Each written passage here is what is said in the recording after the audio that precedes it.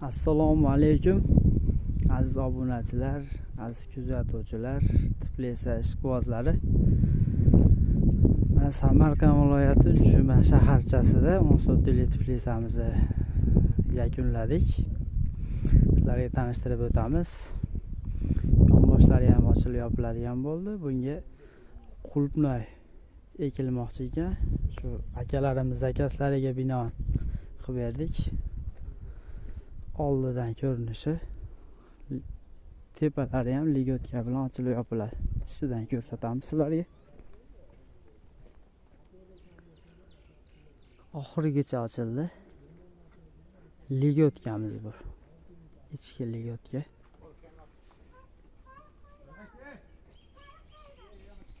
Oyoqlari tanishtirib o'tamiz. 8 li profildan bo'ldi. Arka qismi 7 lik, hosilligimiz 6,5 lik. Ko'rishinglar mumkin.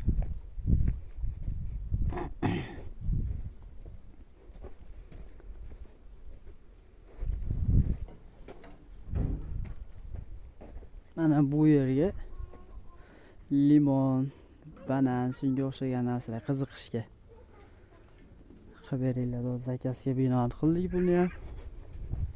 Buni ustiga qulpnoy ko'chati bo'ladi. Keyinchalik o'sha yerga qulpnoy ekaman deb shunga harakat qilyapti.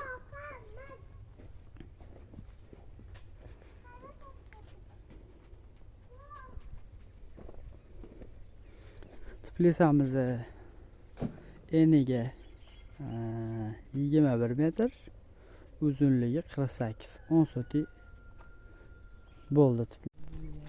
Mana haqiqiy mehnat. Like bosib qo'yasizlar, qayerda yo'q. Jipillaganlar like bosmasdan. Podpiska, like. Like bosishadi, podpiska ham bosadi. Bosib qo'yishadi.